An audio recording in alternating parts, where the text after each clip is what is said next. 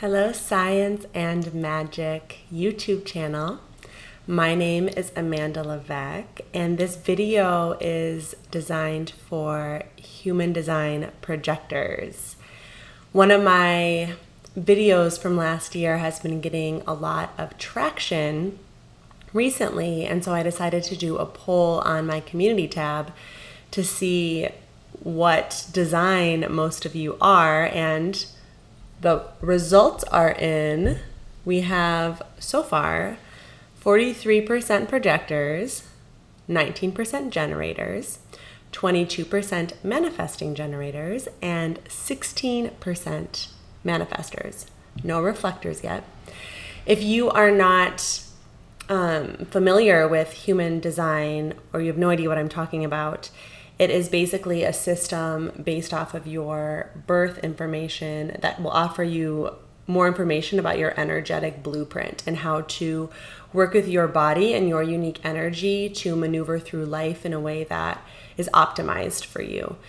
I am not specifically educated in human design, but I do live an embodied experience as a human design projector. I'm a splenic projector, 3/5 profile. I often will get questions about other types or to dive deeper into the different like profile types and things like that. And I'm not qualified to do that, but I can share about my embodied experience as a projector. If you're curious about what your design type is, I will go ahead and link a website below where you can just enter your information and then you'll get that back for you. I think whether or not you're a human design projector, you could benefit from this video because we'll be diving a lot into what it means to enhance vitality, increase beauty, optimize magnetism, which I just think is important for human beings in general to focus on well-being, on self-care, all of these things.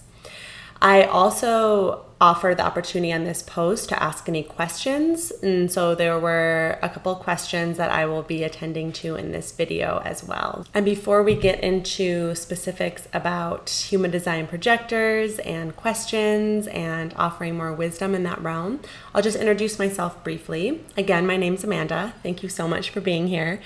I would really appreciate it if you give this video a like or subscribe if it resonates with you. All of that helps me to build traction and help this content reach more amazing human beings.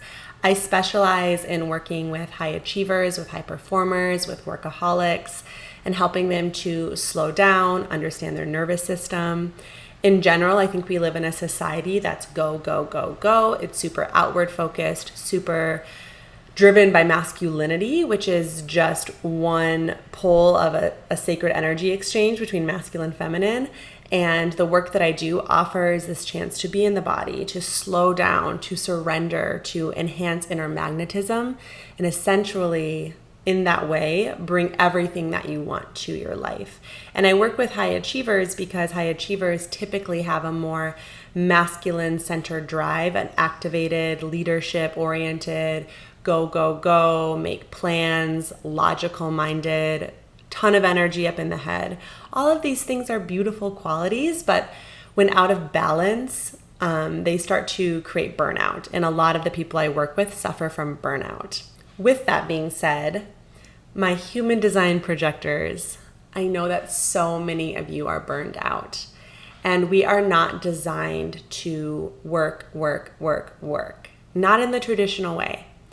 We are designed to output a maximum of 3 hours a day. With that being said, those 3 hours of output are super potent and juicy and intentional and impactful because the other hours of the day were spent replenishing input, reading, learning, understanding, growing in our craft, becoming magnetic. So many human design projectors might come to me with the same issue as high achievers, burned out, because they're not living in accordance with their design. So a couple of the questions that were asked.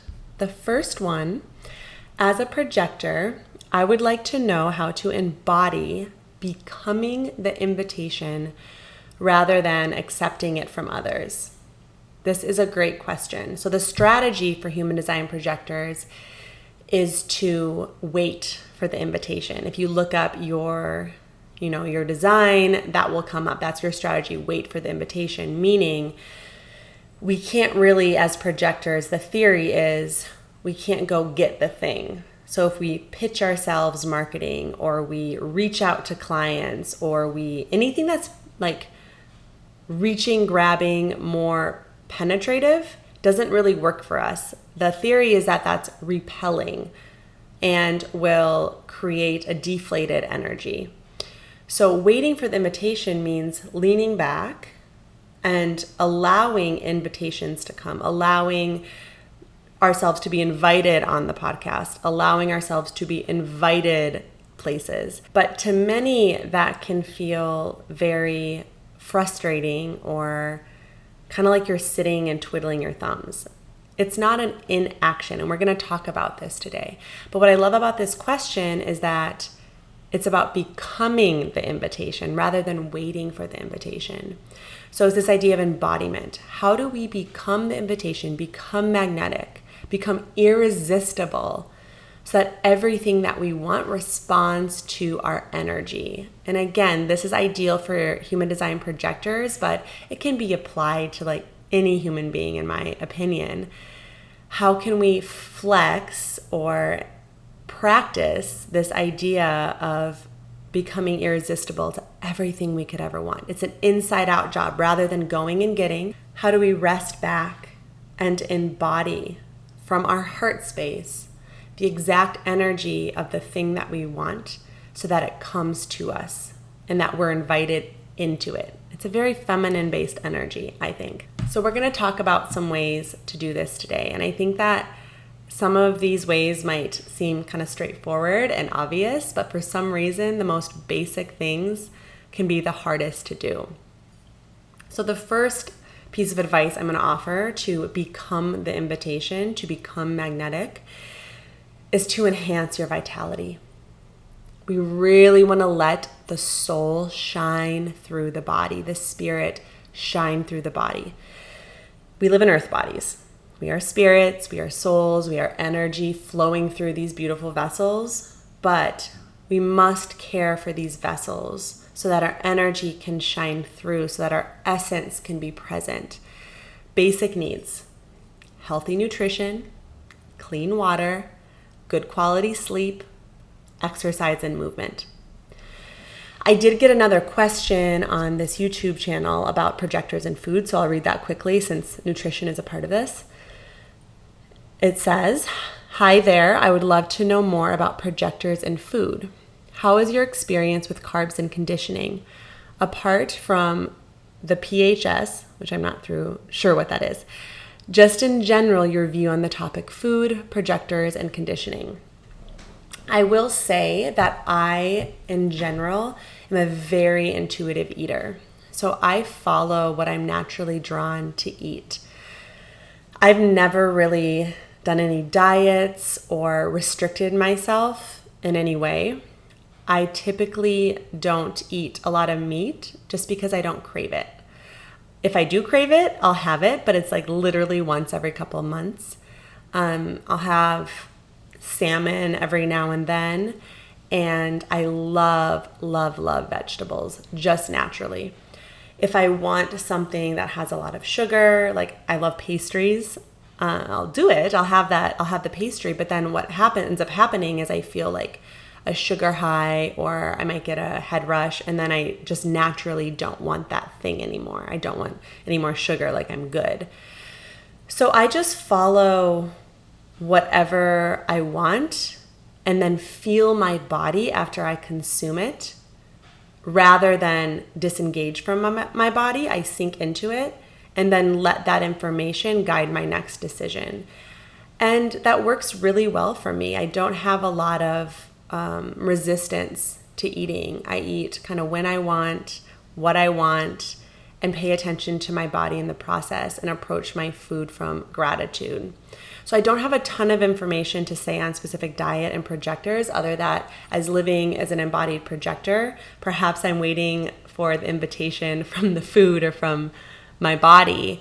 and I'm responding to that. Like, okay, this feels good, or I want this. Not my mind, my body. My body wants this. And sometimes my soul wants it, like if it's a really delicious, buttery, sugary, rich meal, I'm like, oh, this would be like great for my soul. If it's like a brunch with friends and it's beautiful lighting and, delicious coffee and all of that stuff, that feeds my soul. It may not be quote unquote the best nutrition for my body, but that's feeding my soul. And then I eat it and I'm so filled up. And then maybe I'm a little sluggish later in the day, or my head goes crazy from the extra sugar from like the syrup and the waffles. I'm like, okay, I'm good on that now. I'm craving some steamed vegetables and rice. And then I let my physical body guide me, because it wouldn't feel good to have more, that greasy, sugary, rich food. So that's an example, just letting kind of my soul and my body guide me towards what I want to eat. And I hope that helps. I don't speak a lot on food and diet because I think it's so unique to every single person. And the key to it is really building relationship with the physical body and building a loving relationship with the physical body. And from there, the body will show you what you want. And it's all a process. So I hope that helps. Thank you for asking that question. I do know that there are different styles of eating for different not design types, but your profile. So if you put your information into the Human Design read, then you'll get your type of how you should eat. So for example, mine is closed taste, which means that I should eat in season and like a specific regimen of food. That makes me laugh because in general, I could eat olives every single day and be really happy. Same with avocado, guacamole. There are certain foods that I could eat every day and just be happy. And then of course I love to eat in season. So that made sense for me, but there's all different styles. So you could do some research on your own about that. The next thing that I do, I mentioned this in my other video to projectors, is I make sure that I drink clean water. Water is so important. We are made mostly of water. We are literally water bodies. Water cleanses and purifies and refreshes and replenishes our system. Most tap water has a ton of pollutants in it, and I make sure to filter my water. Step one, I buy reverse osmosis water, and I lug it from the grocery store to my place in glass jugs, not in plastic jugs. I am an Aquarius, so I consider it my water bearer action, embodiment. But I feel really grateful for water. Especially I live in Minnesota, so sometimes I carry this water in the winter from my car into my place, but build relationship with it. And then I remineralize it. I have mineral drops that I put in, and then I do something called restructuring, which is where I spiral my water so that the actual molecules remember how they were like in a waterfall or in a natural creek, how they're spiraled. That's a whole other topic. I've gotten some requests to do a video about it, and I will. But my water I take very seriously, and I can taste the difference. Like if I go out to a restaurant and I have some of their water, I can taste it. And I have friends come over and they love to drink the water that I make. I literally say that I recreate it because it's that important to me, and I feel the difference, and it feels so good to drink this water that I make.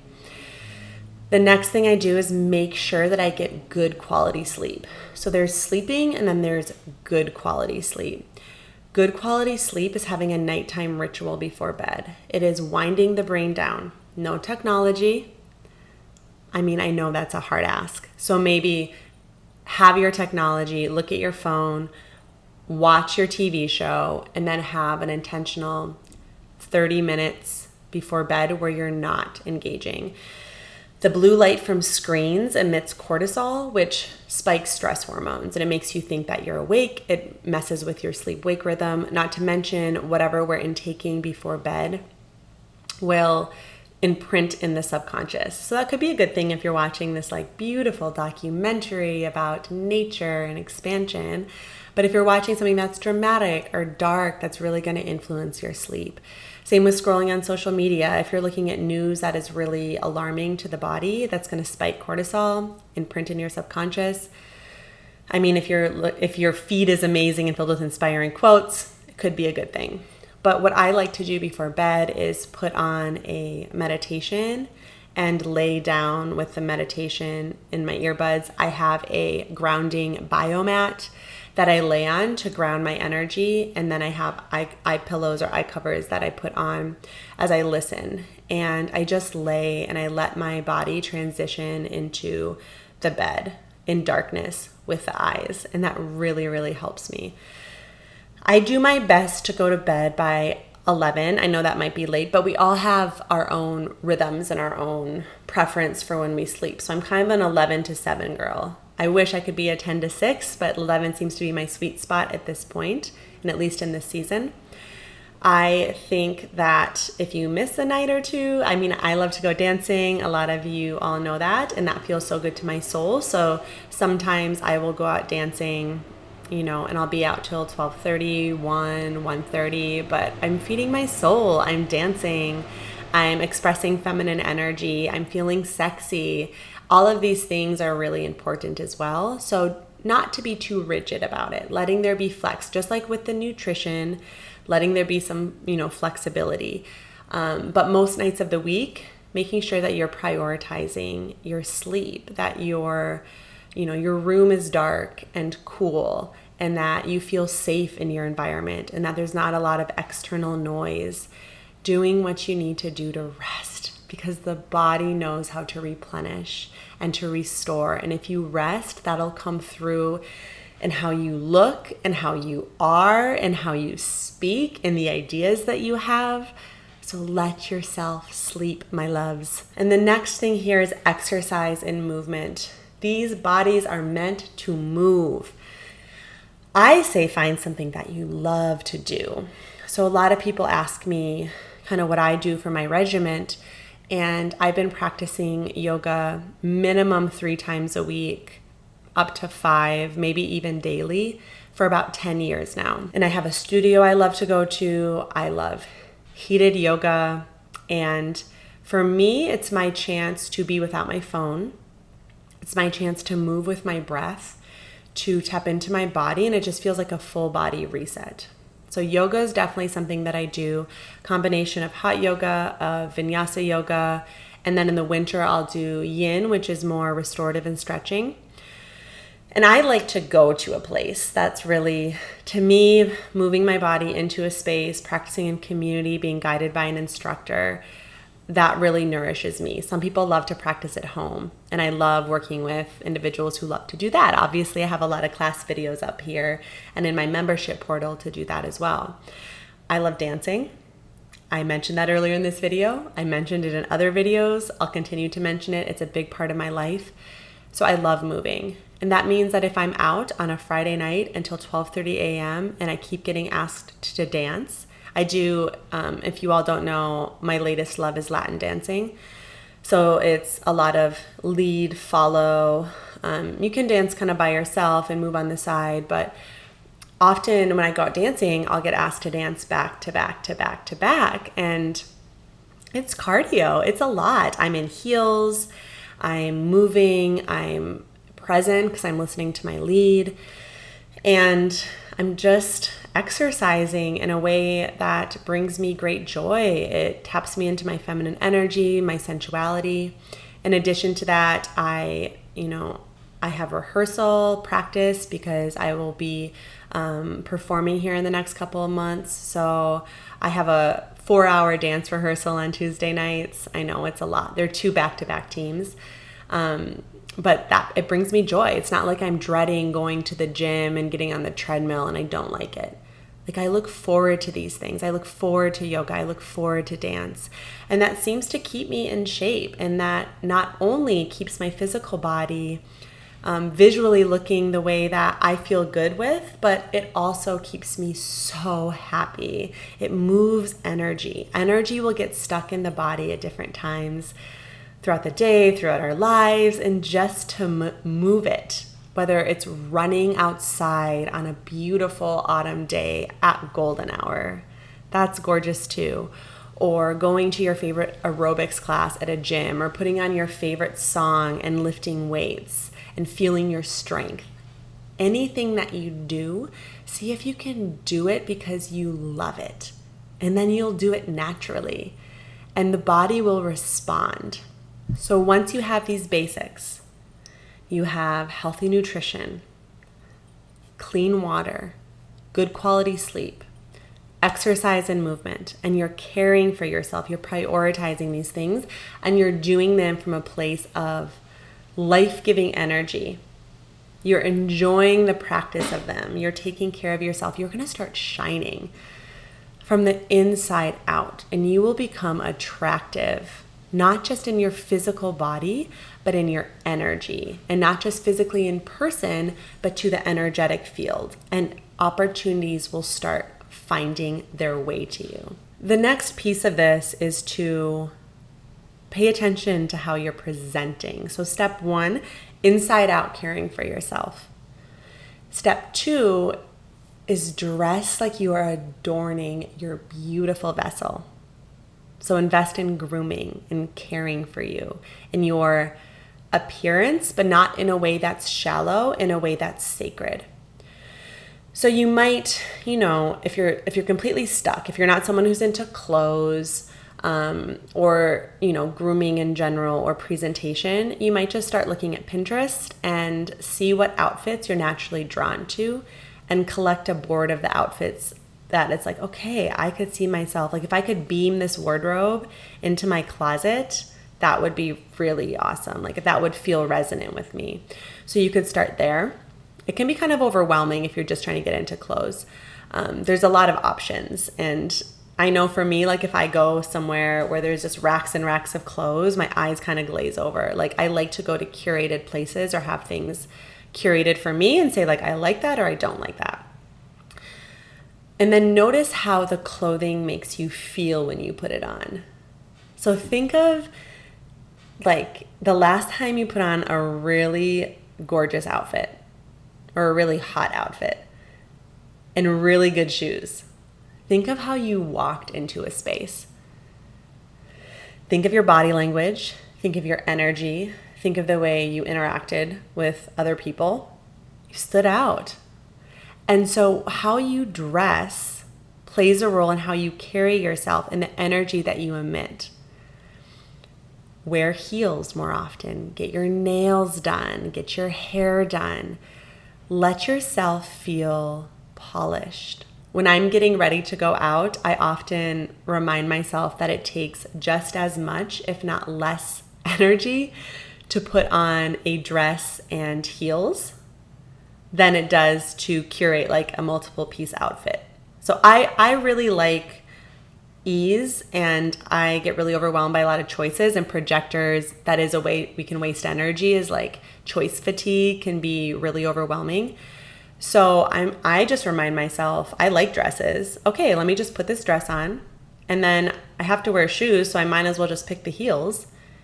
And boom, there it is. I'm polished, I look good, I'm dressed.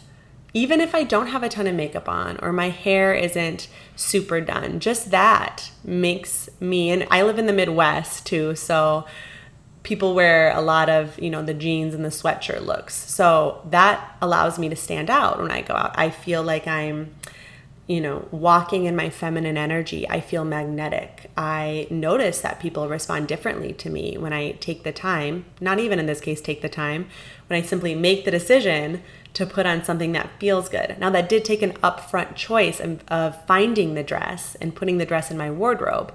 But if you really take some time and curate a selection of outfits for yourself that make you feel good, then that choice in that moment is way easier. This is a whole world of how to create an aesthetic appearance, and I won't get too much into it, but just know that that is a way to really enhance your magnetism. But I think, actually, I feel like I know that it starts within.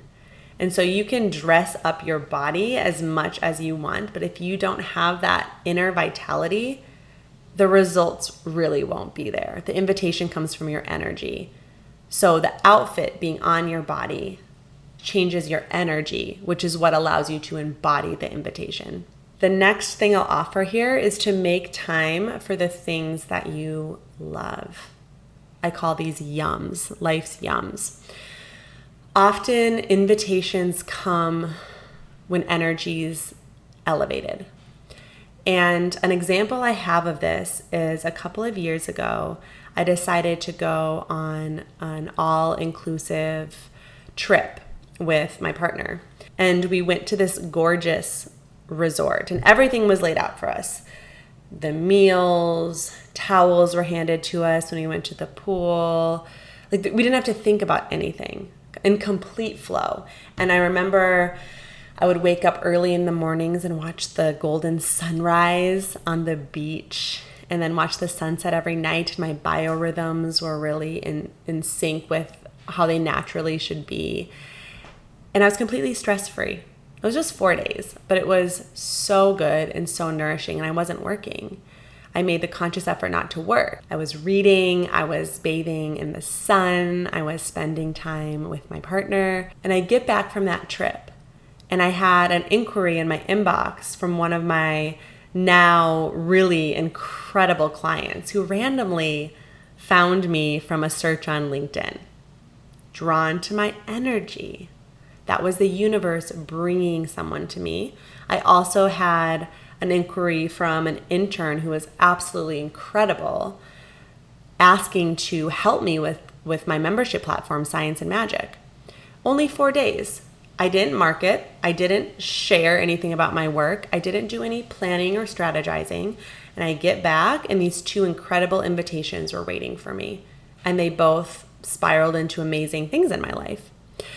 So think about things that you love to do and make sure you make time for them. I love to take baths in the middle of the day, and not just taking a bath, but like making it beautiful. So lighting candles, putting flowers next to the bath, putting, lavender, essential oil, and the Epsom salts, putting on gorgeous music or soundscape, and really replenishing. To me, that feels so nourishing.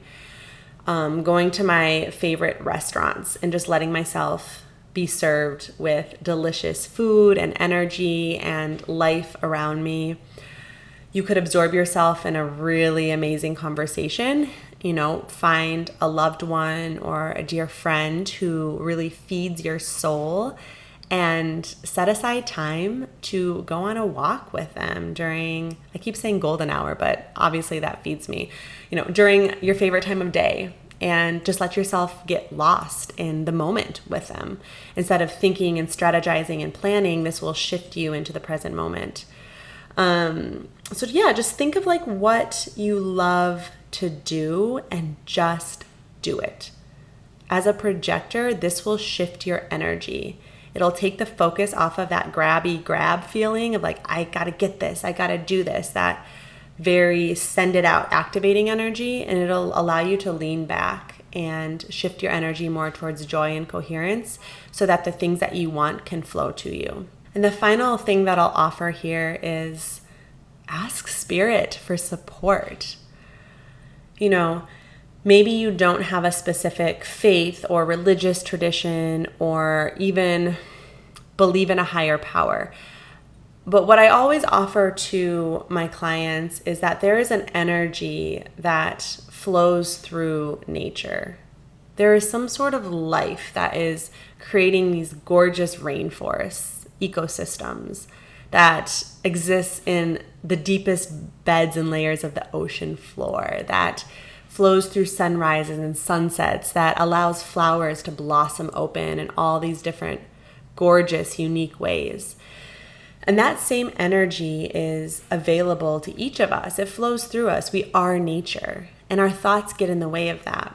So if you have a specific, deity that you work with, or if it's just the universe in general, or if it's energy that flows through nature, that flows through me, see if you can seek for something more than your conditioned mind, something more than your own thoughts, than your ego, than your personality, and reach out to that greater power or that greater force or that greater field, and just practice that embodiment of surrender. I do a prayer journal every single day. Every morning, it's part of my ritual. I wake up and I say, "Dear universe, dear goddess," and I just share my heart and I surrender my life to that greater force, that greater field, the feminine energy, the energy that flows through sunsets. And I say, work with my body. Let me become the invitation to everything that you want to express through me.